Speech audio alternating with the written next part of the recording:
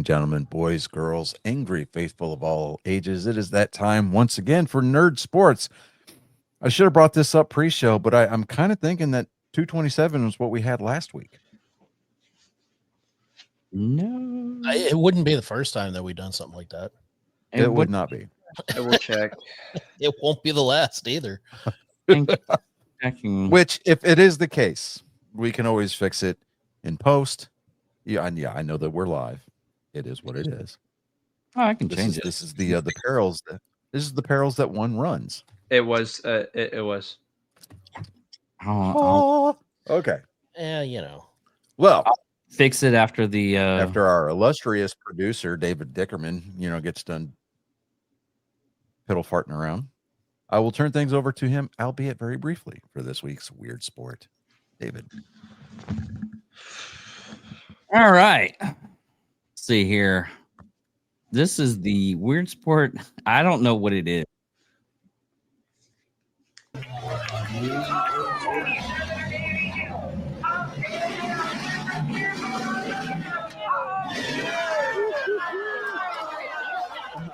It's some competition for jumping a ramp.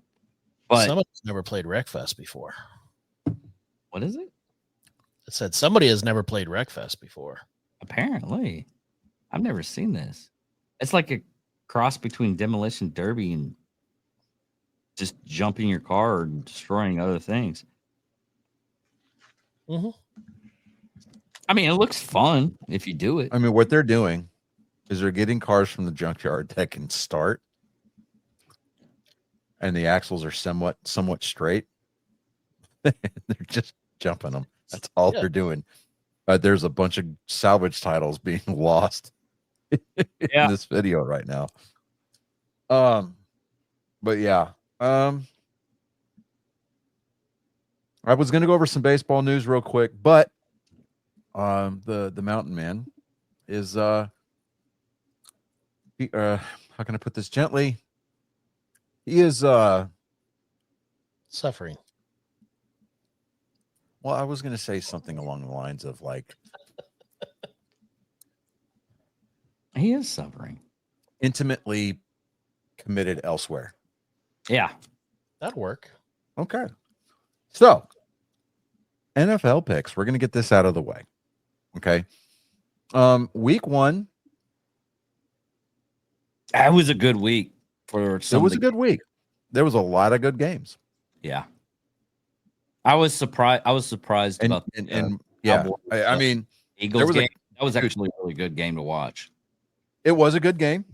It was a good, well, depending on what side of the coin you were on. Yeah.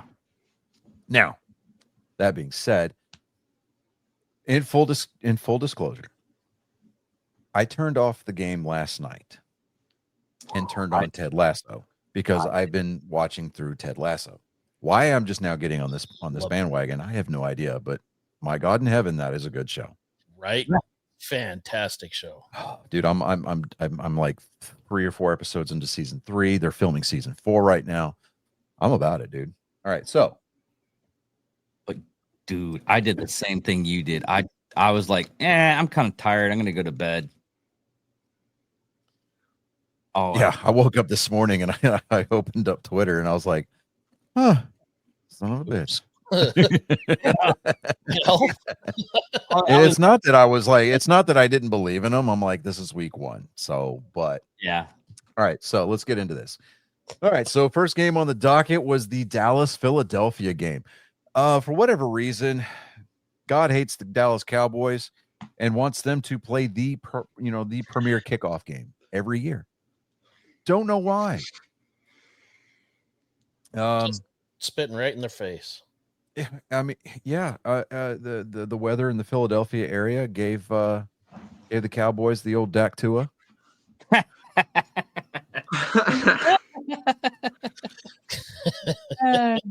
Spit on that thing, boy. Yeah, and on the video from that, I mean, NBC went out of their way. They're like, look, if Philadelphia, I mean, we're talking like 6 seconds into the contest, and Philadelphia is one of their main defensive linemen gets ejected from the game. I'm sitting there going, I'm like, what in the world is going on? And then they're like, "Oh, he spit on Dak," and I'm like, "Oh, well, that's on brand for Philadelphia. Why toss him?" And Yes. you look, and you know they're out there playing checkers, right? Dak's out there playing 3-dimensional chess. He spits on the ground in the direction of this dude, and the dude took exception to it, right? He basically rage baited him. So, you know, hey, good on Dak for that. Just, you know, maybe next time take that cerebral prowess that you're, you know, you know, attuned to displaying. I don't, and maybe, I don't know. It's unfair to say that Dak needs to throw more accurate passes. He was on the You field. CD Lamb. Oh wow. Come on. You know- You wear the 88. You know, you got Michael Irvin. He could catch that stuff coming down off of a cocaine bender. Des Bryant, he makes non-catches look like catches. And you're out there, it hits you in the hands 3 times. Come on, man. 2 of those drops would have definitely gotten you guys into field goal range at the very minimum on 2 separate drives. Mm-hmm. So Well, the so Cowboys had a chance to win this game. All right. So from the picks last week, Chris, yes, we understand that it was an emotional pick. Yes, you did, in full disclosure, say that this was going to kick you in the nuts. It did. I owned it. Yeah. I mean, so everybody but Chris picked Philadelphia. That whole game Everybody though. but Chris was right. That whole game though. Philly was just super aggressive that whole entire game. Well, you know what? And they need, and rightfully so. Okay. You've got your division rivals coming in to your house, opening kickoff night, the night that you're going to raise the banner from your Super Bowl championship. You're not going to, I mean, you're not going to let your division rivals come in there and disrespect you in your house, right? It's kind of faux pas. Yeah. And honestly, Dallas's defense, I mean, that first half was just nothing but like, I'm like, okay, the defenses took the night off, right? Second half, it became a defensive struggle on both sides of the game. I mean, it was like watching a pitcher's duel. I mean, just drive after drive after drive was stalling out. And I'm like, okay, it's whoever makes the first, you know, whoever blinks first. Yeah. Philadelphia blinked 3 separate times, and CeeDee Lamb dropped 3 separate passes. I don't know. And, you know, the loss of Micah Parsons was a non-starter. And it was, I mean, he was so much that his absence was not even a factor, right? Because Jalen Hurts, even if you flush him out of the pocket, he was making guys miss all night long.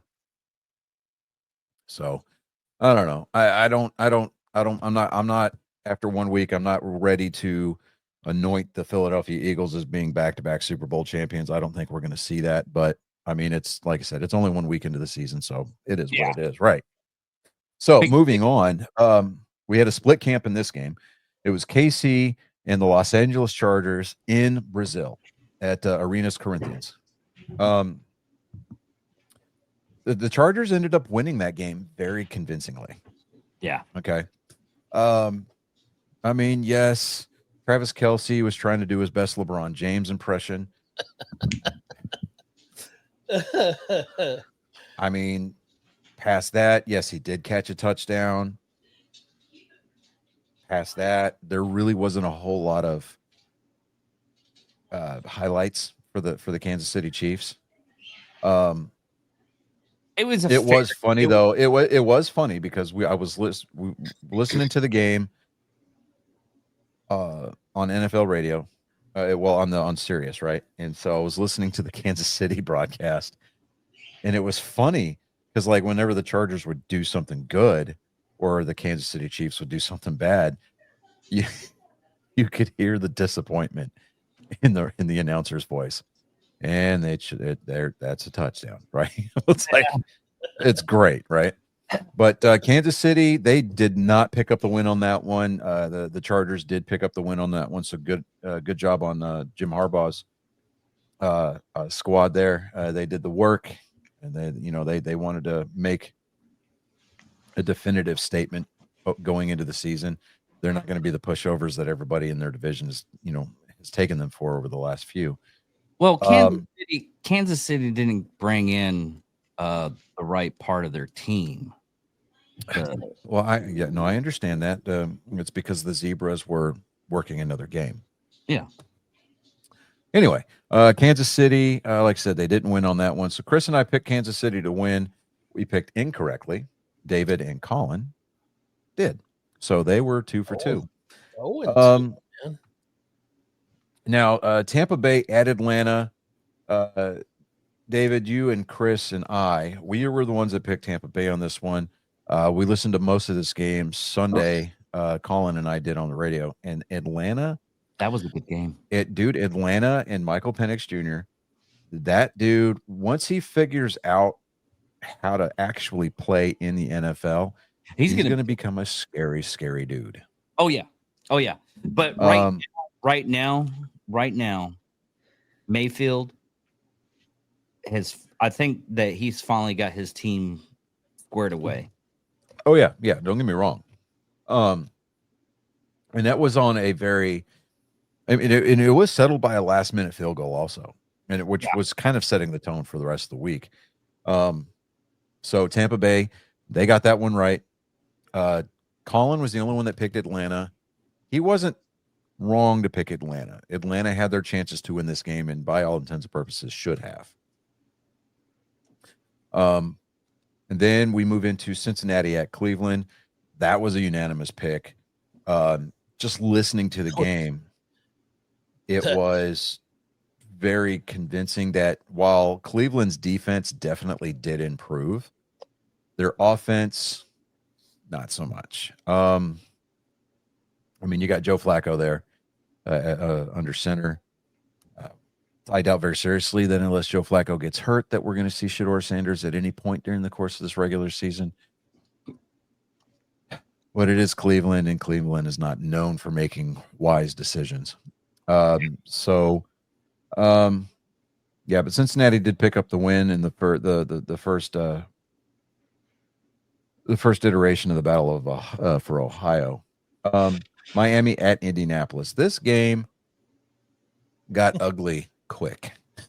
So Miami, they spent a lot of time yelling and screaming at each other on the sidelines. It was kind of comical to watch. Indianapolis handled that game decidedly. We all got that pick correct. Next up was Carolina at Jacksonville. We all picked Jacksonville. Somebody had to win.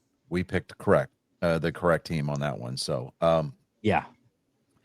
Now, here's where it got interesting, right? Okay, so you've got New England hosting Las Vegas, right? Las Vegas, you're like, all right, how discombobulated is Las Vegas going to be? Well, not as discombobulated as New England was, apparently, because Las Vegas pulled out the win there. That was a crapshoot. Chris, you and I picked New England. Colin and David both picked Las Vegas on that game. They Honestly, both got on that game right there, that was a crapshoot. So you just flipped a coin? Yeah. Colin's going to sit there and try to convince us that it was a gut feeling for him. Oh, I didn't have a lick of confidence in New England winning that game. My boy over there, he's got Gray's Sports Almanac going, and I'm like, man, come on. Good on you if you get that reference too. All right, I'll ask him about it after the show. Anyway, next up, we had Arizona at New Orleans. We all picked Arizona to win. Guess what? The Cardinals did not let us down for a change. Yeah. I suspect that the first number or the number one overall pick is going to be a dogfight between the Saints and the Carolina Panthers this year. I'm just going out on a limb and saying that. You're not wrong. Pittsburgh at the New York Jets. Aaron Rodgers threw his first official touchdown pass as a member of the Steelers on Sunday and led the Steelers to a victory against the Jets. Did you see the after interview? The after interview was hilarious. If it was AI, it was beautifully done because I believed it. It was he literally said he basically did the who's the villain in Rocky 4? Drago. Drago. He pulled a Drago. I would destroy everything jets. I was like, I mean, what does he think he is? Who does Aaron Rodgers thinks he is? A great value Tom Brady? What's going on there? I mean, hey, he dies. He's not even a Timu. Right? He might like a Tim Tebow or something. Well, I wouldn't go that far. Sorry. I Minnesota- apologize. Minnesota just scored a field goal. So I know I've got the game on over here. Yeah. So fine. next up we've got the New York Football Giants at Washington. We all picked Washington. for good reasons, apparently. You know what's funny is the fact that Daniel Jones, who was the quarterback for the Giants last season, is now playing up in Indianapolis. He had like 3 touchdown passes on Sunday in Indianapolis in a Colts uniform. You would think that maybe like the Jets front or the Giants front office is having a little bit of deja vu because they're like, don't worry about Daniel Jones. He ain't going to do anything. Don't worry about Saquon Barkley. He's not going to do anything. Saquon Barkley only went out and won a Super Bowl. Now, I'm not saying that all things are equal and that the Indianapolis Colts are going to go on a Super Bowl run this year with Daniel Jones under center, but it was still funny. Yeah. The Giants are a mess. They're going to be a mess. I'm not saying that they're going to go the entire season without a win. They will probably more than likely play 500 football for the season, and that's being just a little bit generous. We'll see though. Moving on, we had Tennessee at Denver. We all picked the Broncos to win because, well, the Broncos, they impressed us toward the tail end of last year, and they had a good preseason. Denver did pick up the win on that game. Next, we had San Francisco at the House of Boom in Seattle. David, you and Colin were the only ones to pick Seattle, and you were wrong. So that one's another crapshoot, really. Well, okay. So with Seattle, I mean, they have a pretty decent team. There's it's What- decent. That's it. there's a few of these picks where I don't remember doing them, and so I'm just like, oh, okay, I guess I picked them. And then I know, and then I look at it and I'm like, why did I do that? What Yeah. was I thinking? But then next on the docket, we had Detroit at Green Bay. Every single swinging dick on this show picked Detroit to win. And then Detroit forgot to show up on game day. Yeah. I'm not happy about that one. Yeah. No, not happy. I'm very like Shadowless Red, every time he pulls a pack and he doesn't pull the Deoxys VMAX card, he's like not happy. I wasn't happy yesterday with that game. Houston at the LA Rams. We all picked Houston. We were all wrong. Just go to the next one. That one, and it wasn't for the. I know it sounds like I'm making excuses for the Texans. Maybe I am. I don't know, but yeah, I think that they had their opportunities. They had more than their fair share of opportunities. The fumble that they had late in the game did not help their cause at all. I don't know. I expect more out of Houston. I expect them to do better over the course of the rest of the year. Like you said, I might even go as far as to say that they're going to repeat as division champs. That'll be their, a three-peat in that area. We'll see. Yeah. Now, the last Sunday night game, we had Baltimore at Buffalo. And for the longest time, this looked like it was going to be all Baltimore. Yes. Right. I'm looking at the score, and Buffalo's down like 17 points in the fourth quarter. Yeah. And I'm like, I'm just going to go to bed. and I got into bed. I flipped it over to Apple TV, started watching Ted Lasso, and I'm like, okay. I woke up this morning and I open up Twitter and I'm looking at it and I'm like, son of a bitch. Dude, there's a video of a dude that made a bet. Matt Prater came through. I mean, like the golden goose, his first year in Buffalo, and he endears himself to the mafia. Hey, Johnny, Very wise. Johnny. There was literally a guy that was in the stands betting for Baltimore to win, and that happened, and like all the Bills fans were like pouring drinks on him. Oh man, I'm like, he kind of deserves that, but I understand where he's coming from. The last time something like this actually happened was 1969. You know what? I'll echo the head coach's comments in the locker room. They showed everybody what they were made of last night. They were down big late and they came all the way back. Yeah. So, hey, expect good things from the Bills Mafia.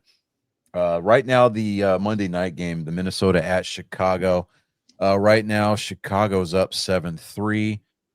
It's late second quarter, almost halftime. So, yeah, we'll see how that one shakes out. Colin right now is the only one that has picked Chicago. And so as it stands right now, week 1, I stand at 11-4. David, you're at 12-3. Chris, you're at 10-5. Colin is at 11-4. Now, Chicago does hang on. They pull out this win. He will actually tie David for the best record in week 1. Both would be standing at 12-4. So we'll see how this flesh out by the end of the night. And I went ahead and took the liberty of getting the spreadsheet for week 2 started. Now, I'm going to what, David? You say that like, or you make that huff like you've got something important to say. Was it you? It sounded like David. I'm sorry. I was calling. No, it was Okay, me. my bad. David, hey, I was ceasefire. something else. Hey, ceasefire. Oh, please stop firing. I'm getting attacked from all sides. No, this is just me being the moderator of this show and doing something responsible and telling my panel members to shut the fuck up. David, I'm apologizing. See, because I'm a bigger person. All right. Yeah. Week 2. All right. So we've got. Let me get this pulled together here. All right. So week 2. Let's pull up these games. There's going to be some interesting matchups for week 2 here. So we've got first on Thursday Night Football, we have got the Commanders at Green Bay. I'm kind of thinking the Commanders on this one. Just because okay, here's the thing. I'm with you on I'm with you though. Whenever Green Bay plays Detroit, they always bring like an extra measure of oomph because it's a divisional game. And there's never been any love lost between Detroit and Green Bay. Washington, having done what they did to the Giants, they're going to be coming in and rolling pretty confident. Their defense was relatively healthy. I don't remember seeing anything in the way of like injury reports coming out of yesterday from yesterday's game. I'm taking Washington in this game. Yeah. I'm with you on that one. Agree. Okay. Colin? Already. Okay. Game number 2. We've got the Browns at the Ravens. This is a no-brainer of the week. I think this is actually the first no shit pick of the 2025 season for the Angry Me panel. Yeah. I'm gonna go with the Ravens, yeah. Yep, absolutely. Come on, Colin. Be on brand. Go Cleveland. No, I'll go. Okay.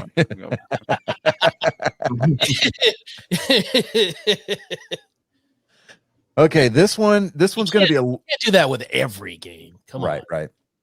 Yeah. This one This one's going to be, I don't know. I I'm want to going the say that Jags. this, you're going with the Jags on this one because, I mean, it's the Jaguars at Cincinnati. And Bengals failed me last year, so I'm going with the well, Jags. I know that. I know that. But Yeah, and the Jags fail everybody every year. Yeah, I but kept forgetting they were a team Beng- last year. It still cracks me up. I'm taking Cincinnati on this game just because, I mean, it's Jacksonville really, they beat Carolina last week. Yeah, So, which, big deal. I mean, you go beat up on the practice squad. It's like having a scrimmage with tackling dummies. You really don't show anybody anything. Yeah, you Right. basically played against the Vikings cheerleaders. Let's go. Yes, they did. So So, David, who you taking on this one? I got to go with the Jaguars. I gotta go Cincinnati. Okay, so we got a split house on this one. Awesome possum. All right. Okay. Next on the docket. This will be the first time that I picked Dallas confidently this year. Yeah, Dallas hosting the New York Football Giants. I listen, wouldn't it is say, gonna be the Cowboys, but this right here, these two teams, it's gonna be a race to the bottom in the NFC East. I'm not picking them with confidence. I'm picking them with spite. Okay. So you're picking Dallas? Yeah. Okay. I mean, Is it a unanimous pick at this week? I believe We'll say that because I will not say it. Okay. David's over here choosing violence. That's awesome. Hell yeah, Um, violence. Next, we got Chicago at Detroit. Chicago, for the first time in like 3 or 4 years, they have an opening drive score to start the season. And Caleb Williams with a Russian touchdown. Right now, they're driving. There's a minute 55 left in the first half.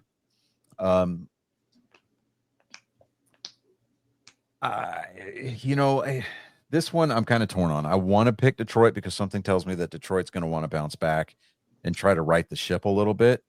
there's that little voice saying the Bears, though. There is that little voice because I'm like, I'm choosing the Bears. I don't because the Bears, dude, right now, I mean, I know that the defense, I mean, the Chicago defense is holding Minnesota and JJ McCarthy to a field goal right now in the first half. I'm just like, but yeah, How I mean, many I'm going to take Chicago. I mean, I'm going to go against the Lions right now. I'm taking Chicago. The Lions just broke our hearts too many times last year. I gotta go Bears. I cannot believe that I'm saying it out loud, but yeah, What about you, David? I gotta go Bears. I'm not that dumb. I'm going Lions. Okay. All right. So if they lose next week, are you dumber? Probably.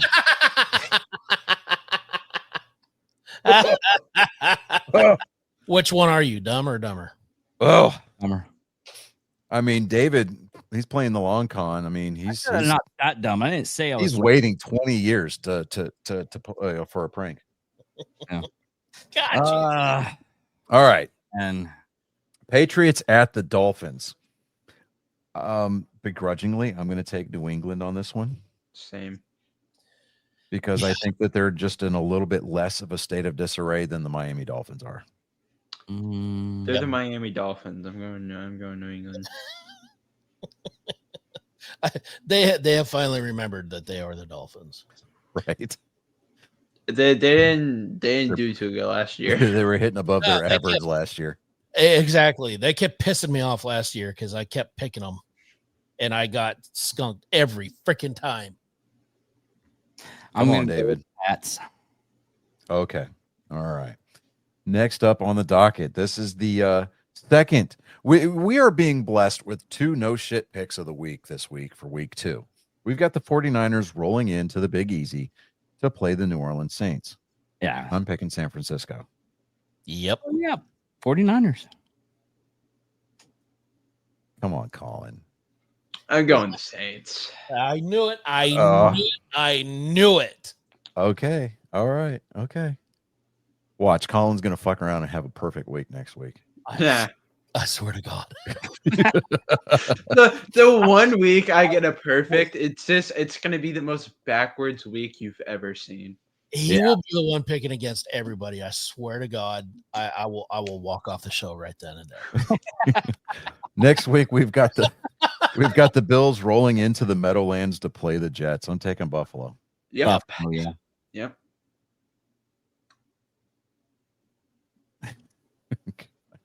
I'm gonna watch that New Orleans game. I'm gonna be like, no fucking way. I'm gonna call Colin on FaceTime. I'm gonna be like, are you watching this shit? Because Damn. you're like, I love you, son, but right now I hate you. Okay, so we got Seattle rolling into Pittsburgh to play the Steelers. I'm not seeing anything impressive coming out of Seattle. I'm not. They just Yeah, did not wow me this week at all. I mean, they were playing a divisional rival, and they did not impress me. They did not bring anything, and then they're going to be on the road. So I'm taking Pittsburgh. Yeah, I was gonna say Steelers are gonna be carrying a little bit of momentum with them. So I gotta I just looked down the line. Go with the Steelers, yeah. Okay. What about you, Colin? Steelers. Okay. go say I was like, he's gonna be like Hawks. You know, I was like, what? No, the Seahawks are looking like the Seahawks this year. It's not Okay. last year. that's fair. You know, actually, I think we've got 4 no shit games of the week this week. Yeah, Yeah. The Rams at the Titans. definitely another one. Yeah. So I'm taking the Rams on this one. Oh, show. So I'm that's taking the Titans, dude. What are you talking about? Really? Yeah. no, I'm gonna take the Rams. Hold on. Hold on a What? minute. What? Is he looking at the right game? I'm pulling up ESPN's money line right now. Here, hold on. Okay.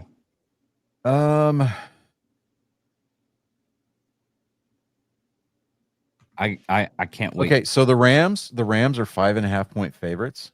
Yeah. The Titans are 41.5 points, or 41.5 point underdogs. Oh, jeez. I mean, if The, you want money, No, the but- over under. No, check this out. They gave them 41.5 underdogs, right? mm-hmm. That's the spread right now, or the total. Damn. Yeah, that's the total. 41.5 points. They're predicting 41.5 points for this contest. Are you sure you want to take Tennessee, bud? I'm going to give you this opportunity. Yep. Okay. All right. Okay. I'm just hoping those 3 or those 2 male cheerleaders hitting the locker room in the Vikings and helping those guys out, because right now it's 3-10. Bro.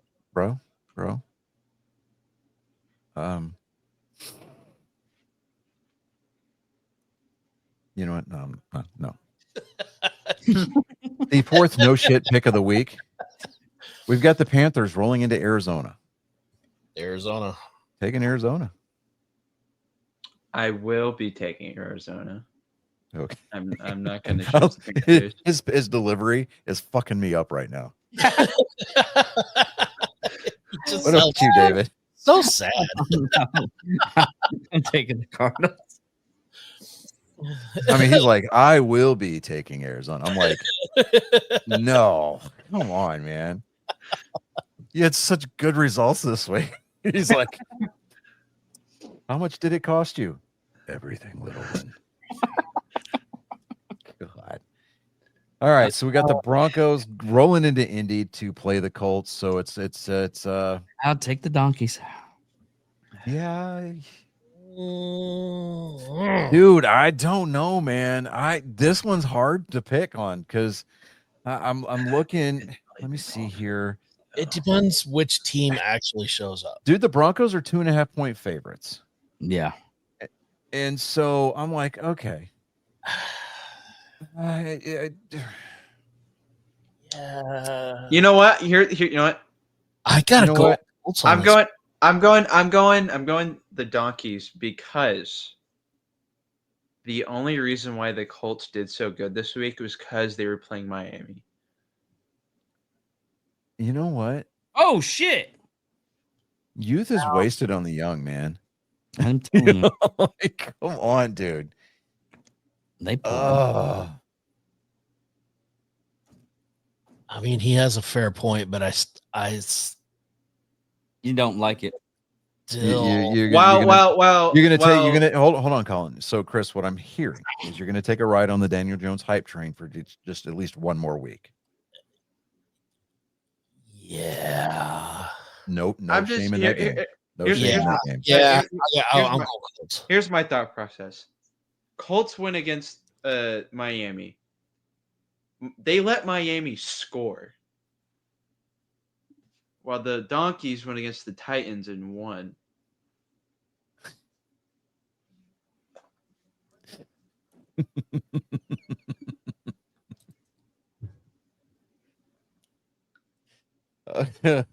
Okay.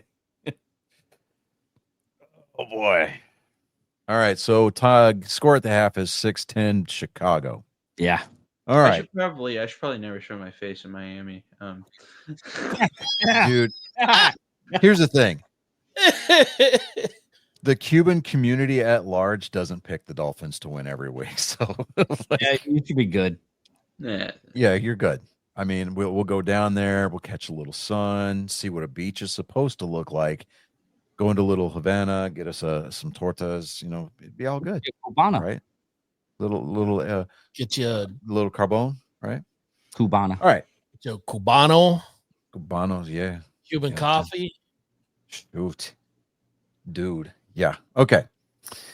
We have a rematch of Super Bowl 59. The Chiefs,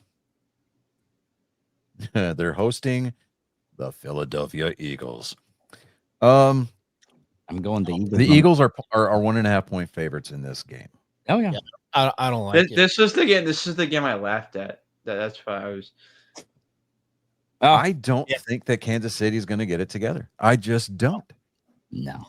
They didn't have an answer for Philadelphia in the Super Bowl. They're not going to have an answer for him in week 2. I hate Kansas City, so I'm going Philly. You have good Man of his reason. convictions right there. All right. What about you, Going David? Philly. Chris, hold on, just so that way you don't have to say it. You're going with the team in green? Yeah. Okay, see what I did for you there? We'll The go with Travis Kelce's and Taylor Swift's proposal picture. When I saw it, it actually made me angry. I looked at the picture and it made me actually angry.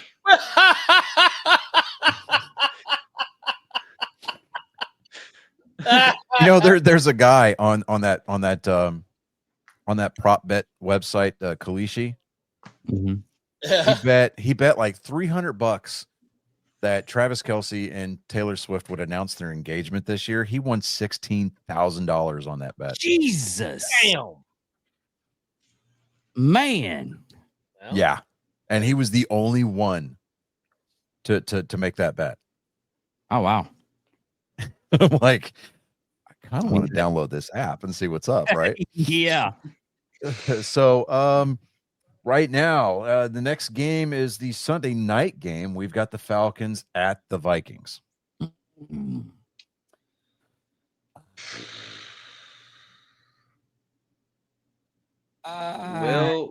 Will Minnesota be able to get their? What are they going to be able to get it together? Let me see something here. On this game, the Vikings are favored. They're 4.5 point favorites. That little voice is telling me Atlanta on that game. I think that same I'm- voice is hitting me too because I'm thinking Atlanta too. Well, I'm gonna take Minnesota, just because. I'm gonna listen to the voice. I'm going Falcons. I'm going Yeah. Falcons. Okay. All right. What about you, Colin?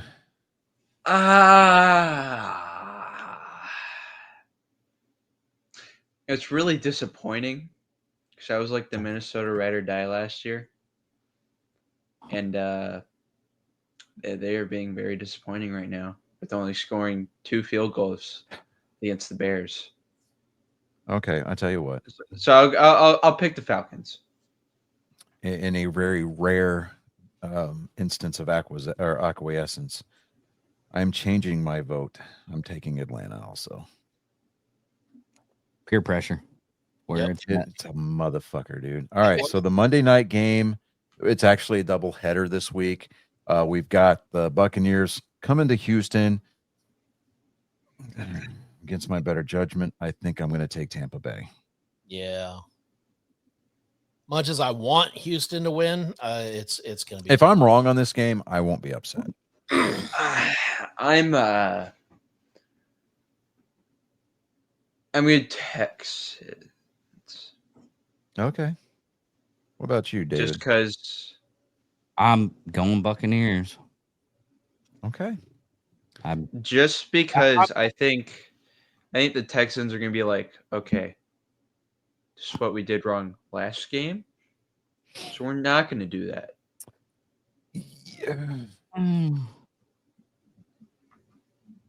Yeah, I mean, I hope you're right, but I still like the win. yeah, well, let me look at something real quick because the actually, you know what? The Texans are 2.5-point favorites. I'm still stuck in with the Buccaneers. Yeah. Yeah, because the Buccaneers, I don't hate the Buccaneers as much, but the Buccaneers are in like kind of the same light as Kansas City for me. Whatever. Yes and no, but I mean, here's the thing. Mayfield, their quarterback, dude, he's a good game manager, right? He knows how that offense is supposed to work. You know what? What I think is going to be the interesting X factor, so to speak, coming up for next Monday's game is Houston's defense. I mean, their secondary alone, right? They didn't give up a lot of deep passes. I think actually, I don't think they gave up any chunk plays last week or yesterday. I don't, and by chunk plays I mean plays over 10 yards. So I mean they played zone a lot, which I'm like, okay, this will work. So you know what? Yeah, I'm changing my vote. I'm going Houston on that one. The next game, let me go ahead and just tell everybody the Chargers against the Raiders on Monday night. That game, the Chargers are favored in that game by 3.5. I was going to go Chargers. I am going to take the Chargers on this one. Yeah, Same. I'm going to go same. I'm going to go Raiders. Of course you are. I foresee a possible future.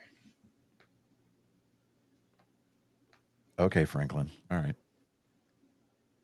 All right. And if everybody gets that reference, good on you. I know Colin does. I called you Franklin.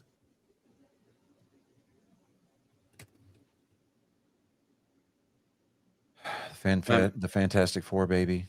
Okay. Yeah. Possible. When does he? You know what? Never mind. All right. So I'm going to get these entered into the spreadsheet, and they'll be locked. So,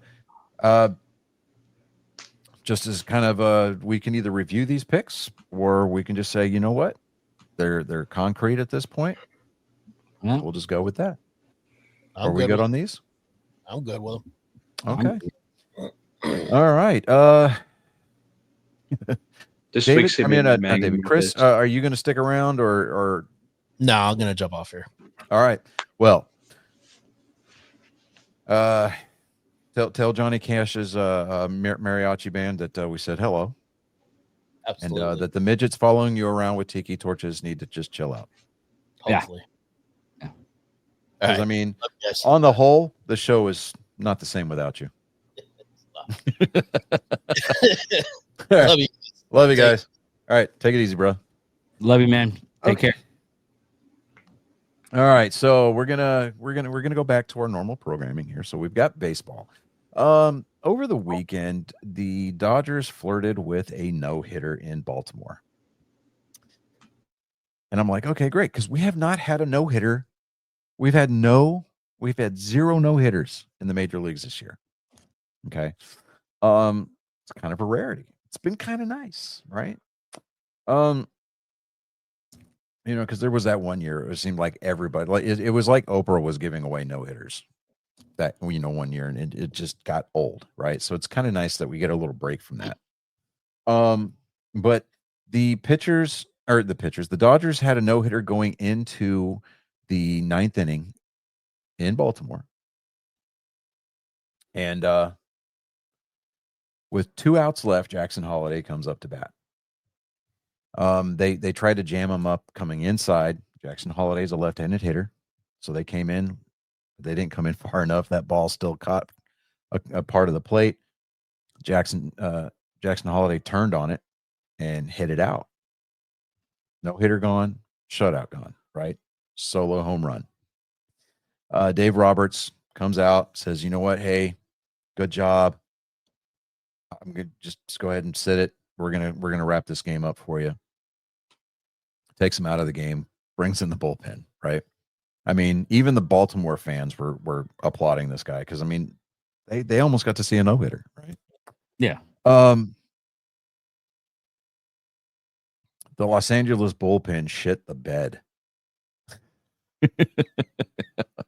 The Dodgers were up 3-0 going into the 9th inning, gave up the solo home run, and then gave up 3 more runs, and the Baltimore Orioles walked off the Dodgers the other night. They went from being no hit to walk-off winners in the same game. Damn. They scored 4 runs with 2 outs. I'm like, damn.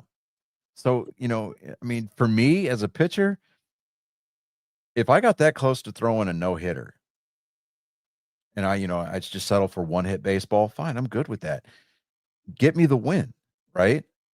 He ends up leaving that game, and at the end, and on the box score, he's going to get charged with a no decision because one of the other pitchers in the game lost it for him because he didn't leave anybody on base, so he could not be charged with any runs. And they were ahead when he got pulled out of the game, so he could not be responsible for the loss. He gets a no decision. I mean, personally, I'd be like, yo, come on, guys, what the hell, right? Yeah. I mean, and there was a no-hitter going tonight in Cleveland. The Cleveland Indians had a no-hitter going into the 8th against the Kansas City Royals. They still won their game. Cleveland did. The final on that one was 10-2. So, there's been, we've gotten close on it. So, I think we might see a no-hitter before the end of the regular season. I know that we definitely will not see one in the postseason. The last no-hitter that was thrown in the postseason was thrown by Roy Halladay with the Phillies. And I believe that was 2009, I think it was. 2009, 2010. I can't remember. Anyway, as far as the standings are concerned right now, the Red Sox are killing me. Okay. The Red Sox are now a game and a half behind the Yankees, 3.5 games out of first place in their division. They're 5-5 over their last 10. They sweep a team, and then they go on the road. They lose 2 out of 3 to the Arizona Diamondbacks. They're off tonight, and they're going back home to play Detroit, the division leading. Well, actually, no, they're playing in. That's right. They're not on the road. They're in Sacramento right now playing the Athletics. That game is about to kick off on the West Coast. Um, Detroit's still leading their division by 8.5 games. Houston went into Arlington and took 2 out of 3 there. Was it 2 out of 3? No, they lost that series 2-1, but they're still leading the season series against the Texas Rangers, which is the Silver Boot Series. They've still got a 2.5 game lead over the Mariners in their division. Right now, tomorrow night, the Astros are in Toronto. So, hey, do us a little bit of a favor. Beat up on the Blue Jays a little bit. Rough them up. That'd be great. Appreciate that. The Phillies are still leading their division by 8 games. The Brewers are also leading their division by 8 games. The Dodgers are trying to see how close they can get to just pissing the whole thing away. They're down to a 1-game lead over the Padres for the National League West division. So we'll see how that plays out. They're playing in Colorado tonight, so more than likely they're going to win that game. I'm just okay. And because the Colorado Rockies actually shut out the Padres over the weekend. Yeah, go figure. I said I'd be very shocked to see if the Rockies got to 40 wins. They're at 40 wins. They're at 40 and 103. They still might lose 110 games. Really? Yeah. They might still lose 110 games. That's not going to be historic by any stretch of the imagination, because with Chicago, the White Sox having the year that they had last year, I think it was. Dude, that's a tall order. That's a huge order. So right now with the wild card standings, New York is leading the American League wild card with 80 and 63 mark. The Red Sox are basically 2.5 games behind them, 79 and 65. Seattle's still holding on to that third wild card spot, but we'll see. We'll see what happens. The Rangers are not out of it by any stretch, because, I mean, with as much time as we've got before the end of the regular season, they're only 1.5 games out of the wild card.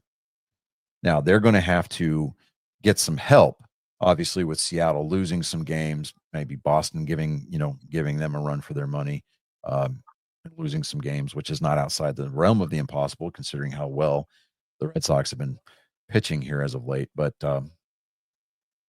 with the Red Sox, Alex Bregman was reported over the weekend or last week that he's going to exercise his opt-out clause in his contract, and he's going to test the free agency market after 1 year in Boston. And I'm like, why? I'm not a fan of that move. I mean, he signed a 3-year deal, but he was given the opportunity to opt out at the end of each year. And I'm like, but why? Because the third baseman market is not going to be that great this year, because there have been a ton, and I mean a ton, of great third baseman plays this year. There's a lot of third basemen that are they're batting pretty decent. And if Alex Bregman continues his cold streak at the plate, he's not going to be in very high demand at all. I mean, at all. He was quoted as saying that, he and his wife loved the area up there a lot more than they anticipated. They went up there expecting to love it, but then they love it even more. And I'm like, okay, then why would you throw that away? Right. I don't know. I think that Bregman he's a good fit in Boston at third base, especially with his swing being what it is. And I hate the phrase tailor-made for Fenway Park, but he's got good numbers at Fenway Park. He always has over the course of his career. I think it's doable there. And I don't know, if he decides to test the free agency market, he just may be doing it to see if he can get more money out of the Red Sox. It might just be a power play. I mean, if we can afford it, fine, give it to him. I don't care. We've got to lock up other guys, though. We got to lock up Jarren Duran. We got to lock up Rafael Cedeno. we've already locked up extensions on a lot of the core guys, like Garrett Crochet in pitching, Roman Anthony. I mean, I think that the expendable piece of this puzzle is going to be, what's his name? God, Tristan Casas. Because I mean, he's out for the year with tearing his knee up, running through first base. Honestly, I think he's going to be the piece that's going to be, the most tradable, because coming back off injury, I mean, he's got a lot of upside, but we've got first base pretty much nailed down with the platoon of guys that we've got rotating in at that position. So I don't know. I would like for Bregman to stay in Boston, obviously, but we'll see what happens. The winter meetings always have a tendency of throwing a monkey wrench at everybody. I mean, really, the first 4 teams below the cut line are only separated by 3.5 games. Really? Yeah. Which you got the Rangers? You got the Rangers at a game and a half out. Yeah. And then the Royals are 2.5 games out. Yeah. And then the Rays are 4 games out, right? So really? Yeah, the Rays are four games out of the wild card. Saying like in the beginning of the season that they might actually do a little bit better this year. No. The Rays came out of the blocks stumbling hard, right? We're talking biblically proportionate, right? Now they've been playing really good baseball here as of late, and it's going to be interesting to see how the rest of their season plays out. I think that they'll be lucky. Right now, they're a game below 500, so I think that they'll be able to pull out. Oh crap! He gone. What happened? No flags. Yep, touchdown Chicago. No flags on the play. 16-6, with the extra point still to come. Okay, all right. It's only third quarter. Don't smile, Colin. I mean, nobody picked Minnesota for next week, so I'm just kind of throwing it out there. And I think there was a good reason for that. Because I think that was the game that I acquiesced and I changed my vote because they're playing the Falcons next week, right? So yeah. No, what's really sad is I was hoping for the Bears because their new coach. Because they're new. Yeah, coach, I mean, Detroit I don't like Chicago's quarterback. I don't like Caleb Williams at all. I think he's got the ego of a Shedeur Sanders with a lot more talent. You know what's funny about this game? The reason why I chose the Bears was to see how the Vikings would play. Good thing I chose the Bears. Right. Okay. In the National League wild card, you got the Cubs holding on to the first spot with the Padres pulling up the rear on that one, and the Mets are hanging on to that third spot. I don't want to say it's a chokehold in the National League wild card because the Reds are only 3.5 games out of the wild card right now. They're 4-6 over their last 10, so they've won 2 games in a row. And this is actually going to be a very pivotal series that they're in right now because they're in San Diego playing. So they could flip the script and they could really hurt San Diego's postseason chances, at least in the interim for right now. So it's going to take a lot on the part of the Reds. They're going to have to play some outstanding baseball. But I don't know, because I mean the Padres haven't been doing themselves any favors either because they played like absolute dog water in Colorado over the weekend. So I mean, Padres are 3-7 over their last 10. We'll see how that plays out. And there the first four teams below the cut line in the National League are separated by a game and a half. You've got the Reds, the Giants, both 3.5 games out. You got the Diamondbacks and the St. Louis Cardinals. All teams are at 500 or better, but the Diamondbacks and the Cardinals are 4 games out of the wild card. It is not decided in the National League by a long shot. Now, we only got like a month, don't we? We've got less than that. Because let me see something here.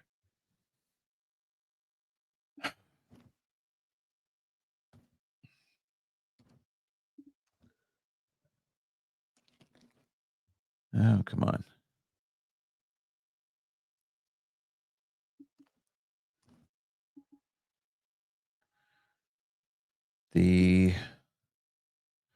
Because the wild card series are supposed to kick off on the 30th of this month.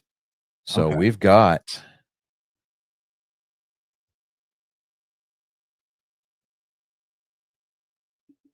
Justin Jefferson.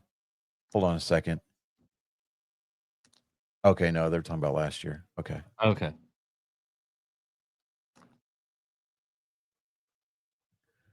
Hold on a second here, because they're showing a replay on this play. They brought up his knee injury last year. Oh, okay. I see what happened. It was a pick six. That's what that was. That's awesome. Okay, so the last day of the regular season, game 162, Sunday, September 28th. Every game starts in the 3 o'clock hour within 15 minutes of each other. And the reason why they do that is so that way teams that are either clinched playoff berths, either through the wild card or divisional championships, can't set their starting rotation for the playoffs based on who they're playing. Oh, okay. Yeah. So it's like you can't hold your ace back and start your number 2 guy. Yeah. No, I mean you're going to have to bring what run with what you brung on game 162. And a lot of these races are going to come down to 162 games.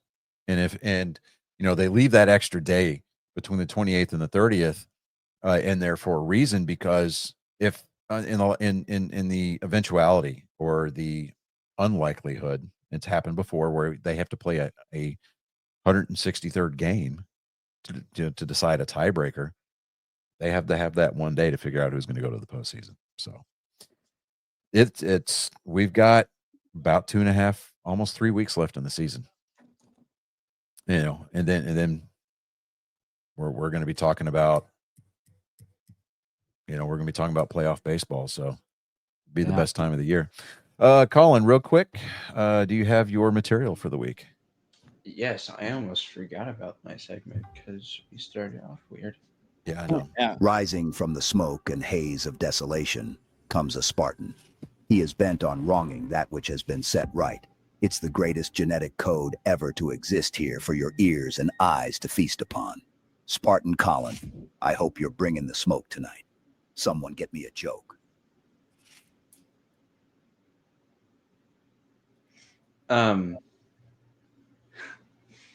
Why do monks have have a bald spot on their head?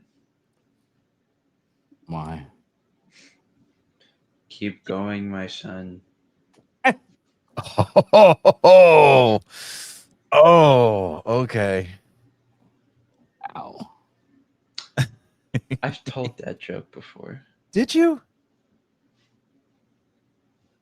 Yes. Oh, I thought it was good. What do lesbians do after an argument? Lick each other's wounds. Oh.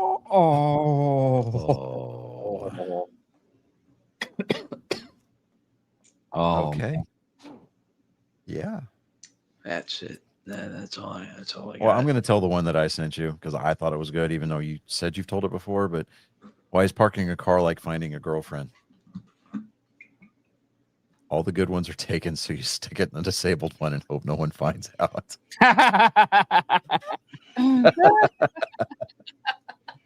Okay. Slipping out through the fog of war, this Spartan continues the fight. Your souls have become collateral damage in the battle against the flood of moral supremacy. Leave your expectations at the door and marvel before the pillar of tactical prowess. Ladies and gentlemen, angry faithful of all ages, this has been Joke Time with Colin. Okay, before we get into NASCAR news, I'm going to make this real quick. Over the weekend, Karen showed her ugly face at a Phillies Marlins game. Everybody has seen the videos at this point. So Yeah. David, don't even bother putting it up on the screen. Everybody has seen the videos. Everybody knows this woman's name. We're not going to breathe her name into existence on this show because we don't want to give her that power. So, generally speaking, the rule of thumb is that it's every man or woman, child for themselves as it relates to getting a home run ball or a foul ball that finds its way into the stands. Just because it's hit in your general vicinity does not give you the that does not give you ownership of that ball or a claim to that ball. Okay. It is about out hustling everybody else around you to get said ball. Okay. A dad was there with his family taking their son. The whole family are Phillies fans. So they're in Miami at Lone Depot Park, watching the Marlins play the Phillies. It's this kid's birthday. The home run ball hit by Harrison Bader lands into the stands. Dad runs over. There's 2 or 3 people over there trying to get this ball out from the seat that it landed in, right? The row in front of said Karen. He gets the ball before everybody else. Gives the ball to his son. Son is riding on cloud 9. It's like, yeah, it's my birthday. I've got a home run ball from my favorite player. That's awesome. Karen comes over and decides that, well, no, that ball landed near me. It's mine. And the dad practiced a lot of restraint because, dude, I think I might have hit a woman if that were me. I honestly do. Because first, you see the look of shock on his face. It's like, whoa, hold on here, right? Well, like, what's going on? I'm trying to enjoy a moment with my kid. Yeah. And she starts yelling and screaming, right? And to my understanding, there were some threats levied by the woman. So the dad's like, you know what? Just get out of my face. Takes the ball from his son, throws it into the hand of the woman. He's like, get the fuck away from me, right? He's going back looking like Gollum, just collected the ring. The one ring, the precious, and immediately the internet starts roasting this woman, right? Like she became memes. Meme worthy. It's going to have a lot of play, right? Yeah. The Marlins saw this on their broadcast. They put together a prize pack, sent one of their guest relations people over to that section, to that seat, or to that kid's seat, gave him a prize pack with some some merchandise and some baseballs to go home with, one for him, one for his sister. Good on them. The Phillies were like, look, they're Phillies fans. All right, get them, bring them down into the tunnels after the game. We're going to hook them up. Harrison Bader, the one who hit that home run, it's like, well, you know what, man? I love the fact that you're a fan, blah, blah, blah. He goes, here's the bat that I hit the home run with. Autographs the bat, gives it to the kid. Yeah. And then sat there and had a conversation with this family. And I'm just like, see, that's what it's about, right? Yeah. Here's the deal. Foul balls, home runs, they're great to catch and all this, right?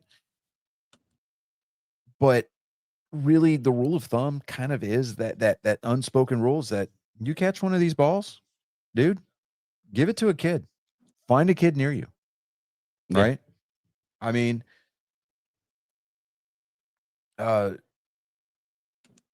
Watching batting practice. I know, owns batting practice, whatever, right? But we got into Dyken Park early. I actually caught 3 batting practice balls, right? And the third one, I gave it to a kid. I was like, you know what? I've got 2 already, whatever. So I gave that kid, gave it to him. His dad's like, dude, thank you so much. And it was great. I was enjoying myself. I was there with my wife. We were kind of having a date night at the ballpark kind of a thing. And yeah, but give it to a kid. Like, you don't take from a kid. Like, I don't care how entitled you think you are. Don't take away from a kid like that. Not at the ballpark. That woman is everything that is wrong with this country right now. It's just this whole self-entitled, the delusion of grandeur that she had. It's like she's lucky she didn't get hit.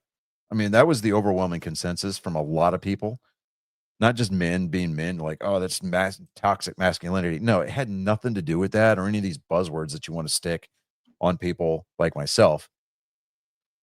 He restrained himself and he composed himself and he acted like a responsible adult. And he set the example for really not only his kids, but for how everybody should be acting at a ball game. You know, I mean, the situation could have easily escalated out of control. And there's been reports that are coming out that since this woman has been, for all intents and purposes, doxxed, she has been fired from her job. She was not a school administrator, but she is from from Jersey, and so the company that she does work for has since let her go because they're like, look, we don't need that kind of fire on us right now, and they let her go. Good, great. In this day and age, you have to be you have to be aware of what's going on around you, and if you're going to make stupid decisions and you're going to embarrass yourself, you're going to embarrass your fan base, you're going to embarrass your team, you're going to embarrass your family, understand that there's going to be repercussions that go just beyond that and that moment in the natural, because not only is the internet forever, but you got a lot of people out there that are a whole lot more vindictive than I am, and that's because they got a screen to hide behind and they got nothing else better to do with their time. Yeah. So I say go with God, ma'am, but just understand, more than likely, you are not. I mean, you might be able to go to a game next year, maybe. But here's a hot tip. That baseball, it's not worth much. Okay? Remember that going into next year. If you find yourself in possession of a baseball, do the universe and yourself a favor and give it to a kid. That's all I got to say. All right, so moving on, there was NASCAR news over the weekend. The Xfinity guys did wrap up their regular season.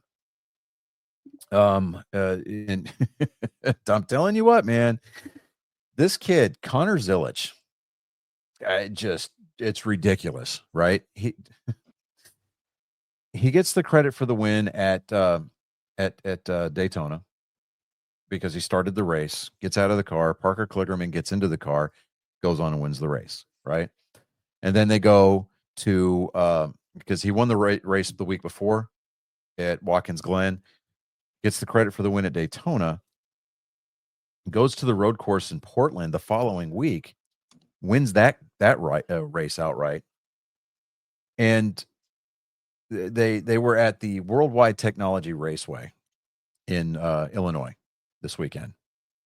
And it was the regular season finale for the Xfinity guys before their playoffs start. Connor Zilisch won that race by 1.5 seconds. He led 121 laps. So it wasn't just like one of these pit strategy races where he comes out on top with a few laps left to go. I mean, he basically dominated this race. Right? So, yeah, he wins the regular season championship for the Xfinity guys. He actually had the fastest lap of the race at 33.49 seconds for the Xfinity cars. So that dude's going to be scary going into the playoffs because he's riding a huge, huge wave. I mean, that was like, I think his 9th win on the season and win number 16 for Junior Motorsports, which is a season best for them.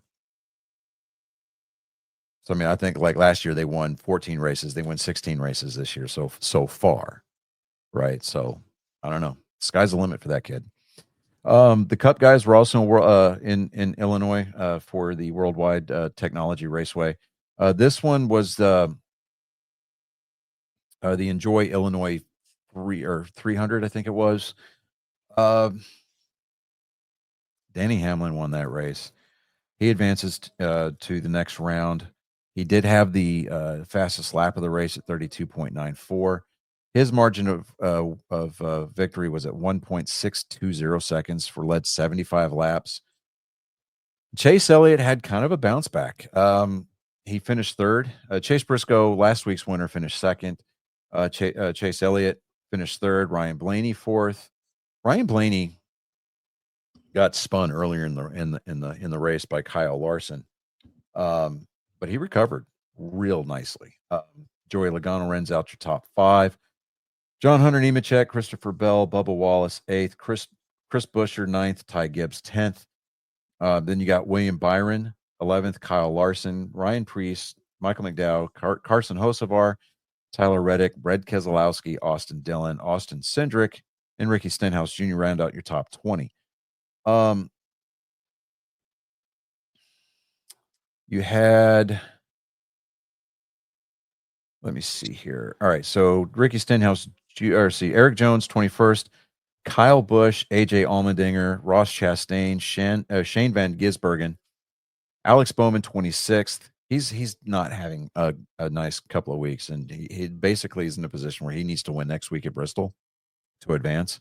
But Cole Custer, 27th, Justin Haley, Cody Ware, Noah Gragson, Riley Herbst, Todd Gilliland, Zane Smith, Ty Dillon, Daniel Suarez, and Josh Berry coming home last. Ty Dillon, Daniel Suarez, and Josh Berry did not finish the race, so they each got DNFs.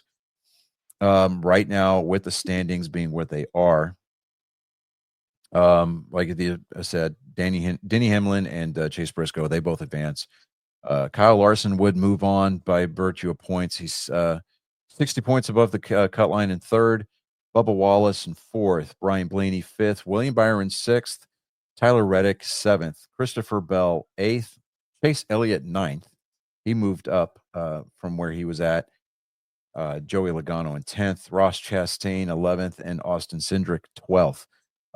So after the race next week, it's the top 12 drivers that move on. Everybody below the cut line right now is Austin Dillon, Shane Van Gisbergen, Alex Bowman, and Josh Berry. Alex Bowman's 35 points below the cut line. He needs to have an outstanding week next week. I mean, he needs to win basically at this point. I don't want to say he's mathematically out because wins are premium in the series. So we'll see how it plays out. But like I said, with the next race, it's going to be Bristol Motor Speedway. It's going to be a triple header in Bristol over the weekend. So the Craftsman truck guys, their race is going to be on Thursday, September 11th. That's going to be at 7 o'clock Central on FS1. The Xfinity guys are going to be on the CW. That's a Friday night race. That starts at 6:30. And the Cup guys are going to be a Saturday night race, which usually Bristol races usually run under the lights on Saturdays anyway. That race is going to be on the 13th, starting at 6:30, and that's going to be on USA Network. So be on the lookout for that.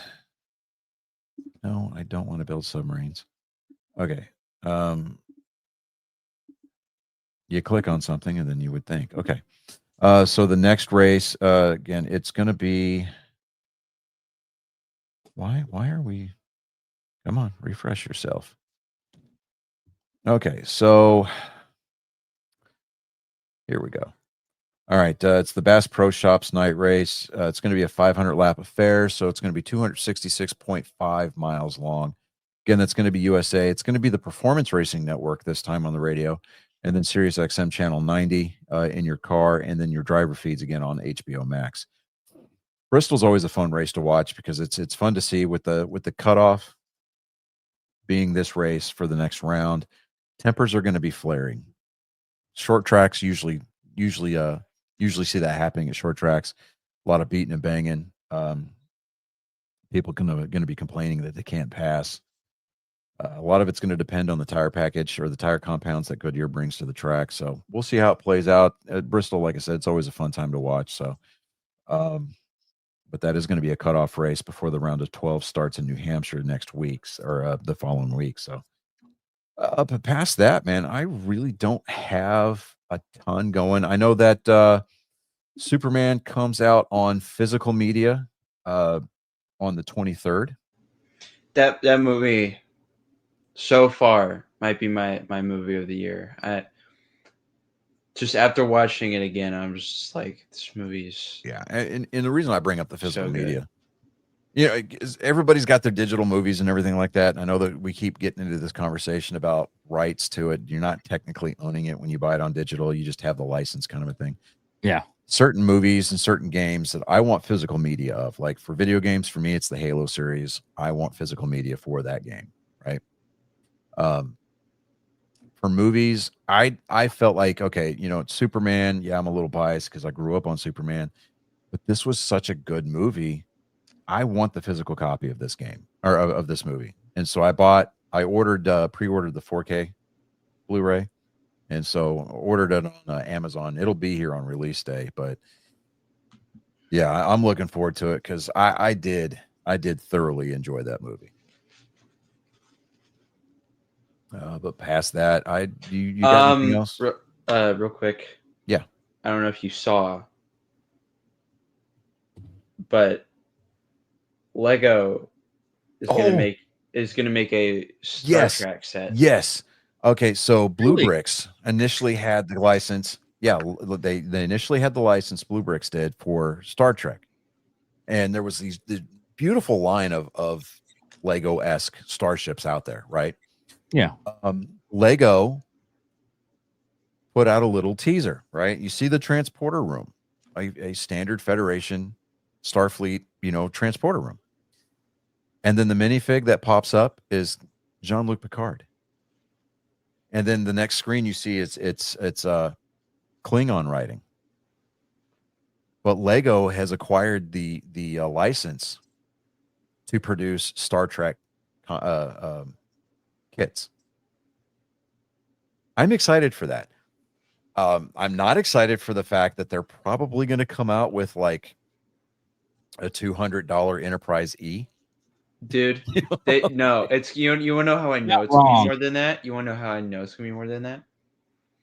Because they just released a new Death Star that is $1,000. Yes, and the large scale Millennium Falcon that Lego's already got out fits in the hangar bay of the new $1,000 Death Star. I'm Lego, you're great, but you're not that great.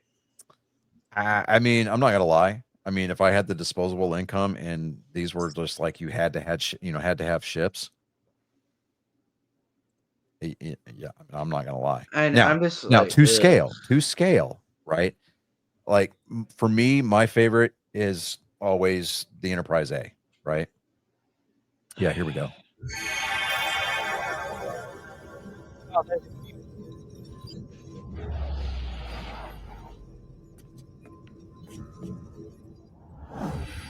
Yeah.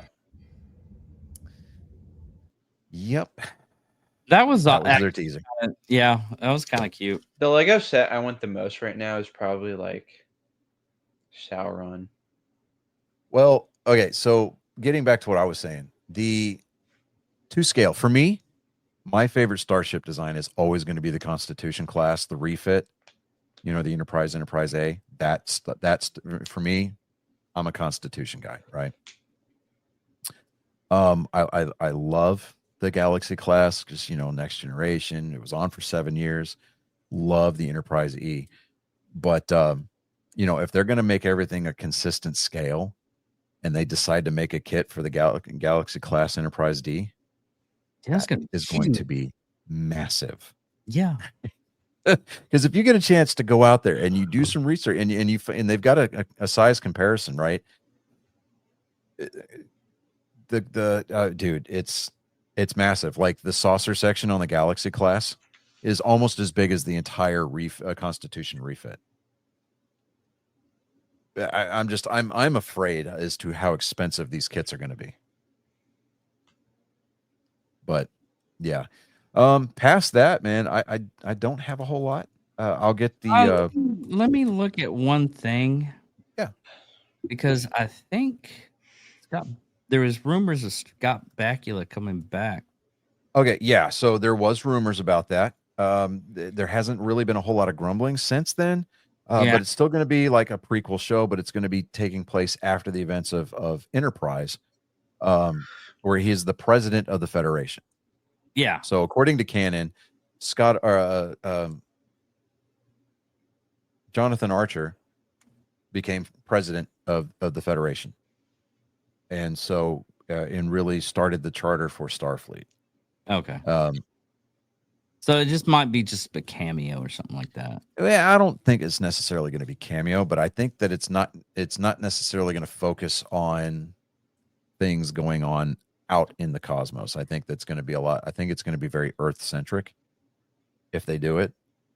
I don't know. For me, I'm still on the fence as to whether or not I'm even going to entertain watching this new Starfleet Academy show that they've got coming out, because it's supposed to be taking place in the 32nd century.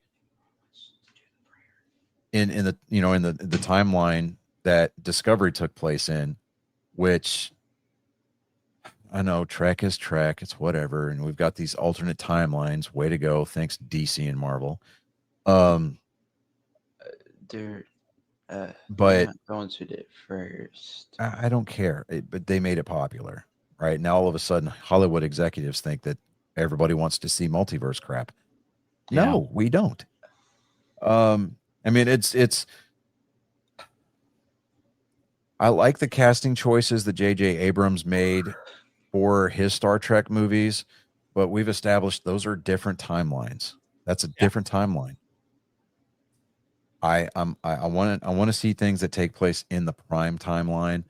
Strange New Worlds, love that show. The season that's out now, the writing on it has been amazing. They're supposed to lead up to transitioning to basically a reboot of the original series with Paul Wesley playing Captain Kirk. Good choice there.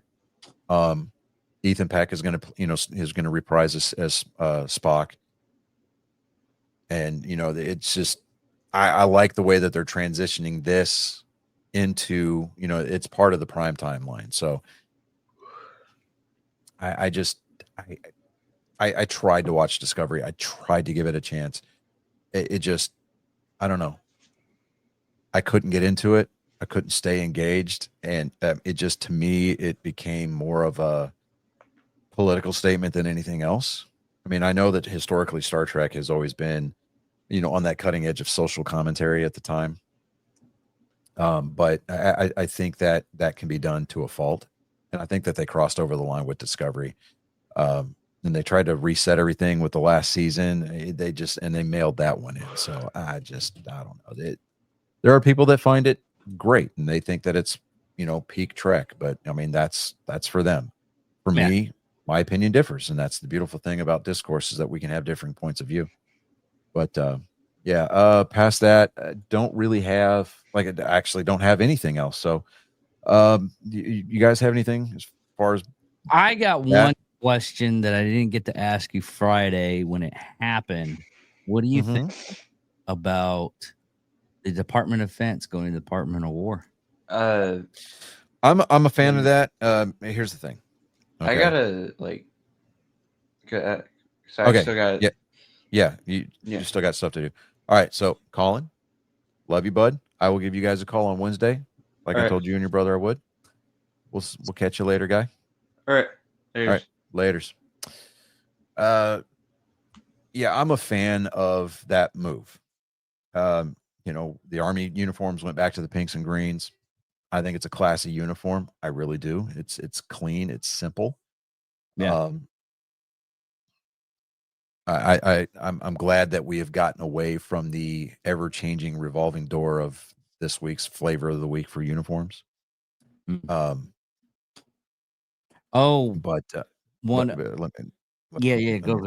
Point. But getting back to the 1940s designation of the Department of War, okay, I'm a fan.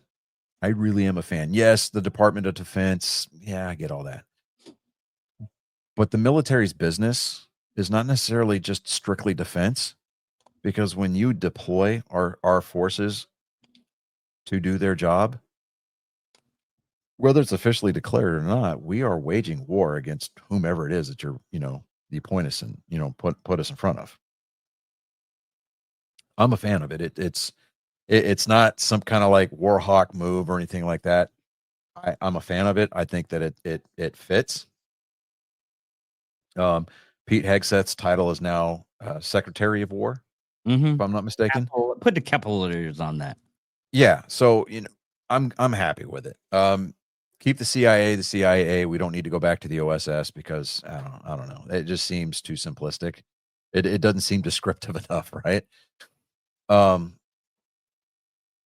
But yeah, as far as the Department of War, Secretary of War, yeah, I'm down for it because I mean, to me, it's more definitive than hey, the Secretary of Defense is coming by today.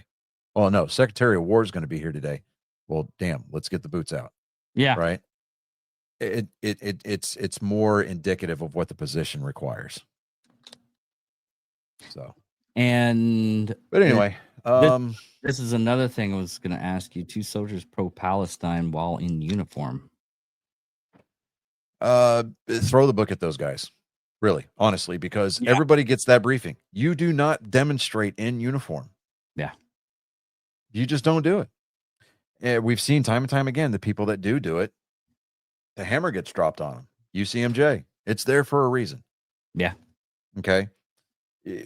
They are not in a position to speak on U.S. policy while in uniform because that's above their pay grade.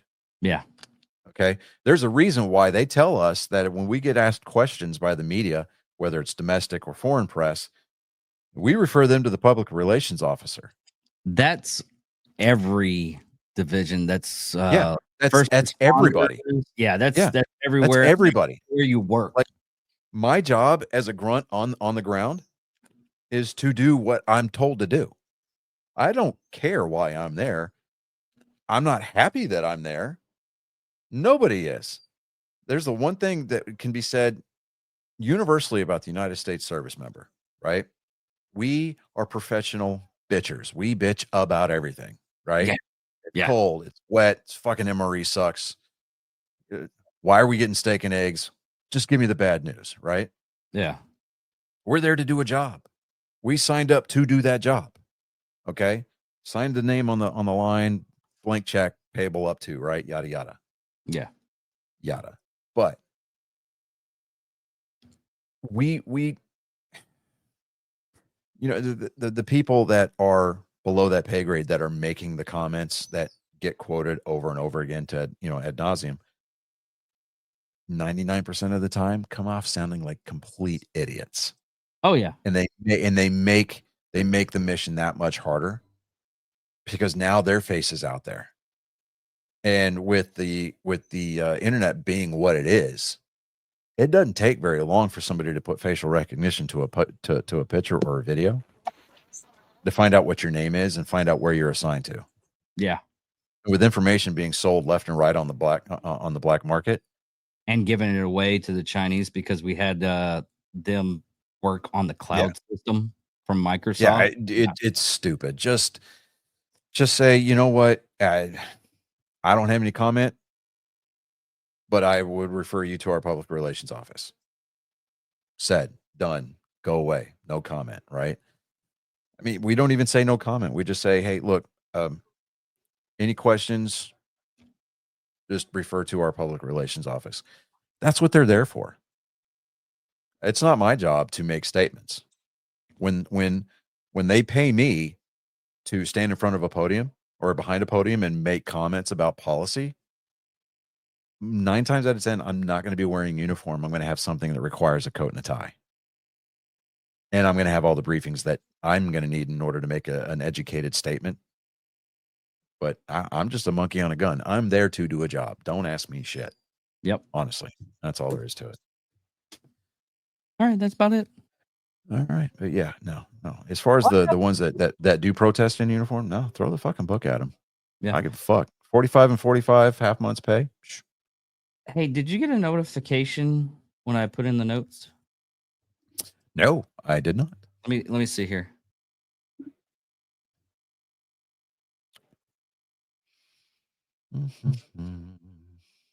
Yeah, I put something in there. So I guess you have to click on it. It's not going to give you a notification or anything. Nope.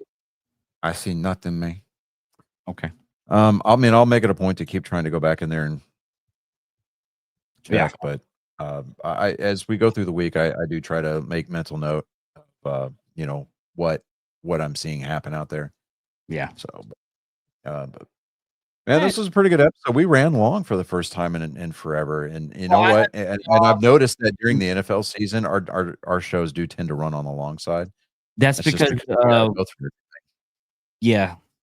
Once one of the seasons fall off, it gets pretty fast paced again. And once Yeah, baseball's yeah, done, and yeah. Once baseball's done, once the World Series is over, I mean, we can usually unless there's something pressing on the baseball front, we usually get through our NFL and NASCAR stuff, and even after November, the championship race for the NASCAR season, there's really only football and hockey to talk about. yeah. So, but yeah, But I I can't wait. for right now, once we've got the the major stuff still going. Yeah. Go ahead. I can't wait till Wednesday with the college stuff. Oh yeah, that's right.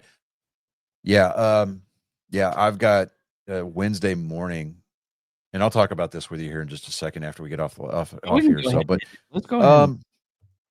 yeah, we're gonna land this plane. But before we do have a message from the President of the United States. There was once a pirate, wonderful pirate. She was a terror on the high seas and a demon in the sheets. A credit to lesbians everywhere, really, a great lesbian pirate. Her name was Bearded Clam. She really was wonderful. Anyway, as she used to say, as she plundered both booty and pussy, scissor me timbers. And just like that, I am Johnny Skelton. I'm David Dickerman. And on behalf of our not dearly departed, but early departures from our associates, Chris the Mountain Man Shaka and Colin Skelton, this has been Nerd Sports episode 228. Despite the description, It's not changed here. It's changed there. I changed it. this is episode 228. We will be back here, same bat time, same bat channel next week. Take it easy, everybody. You ain't got to go home, but you can't stay here.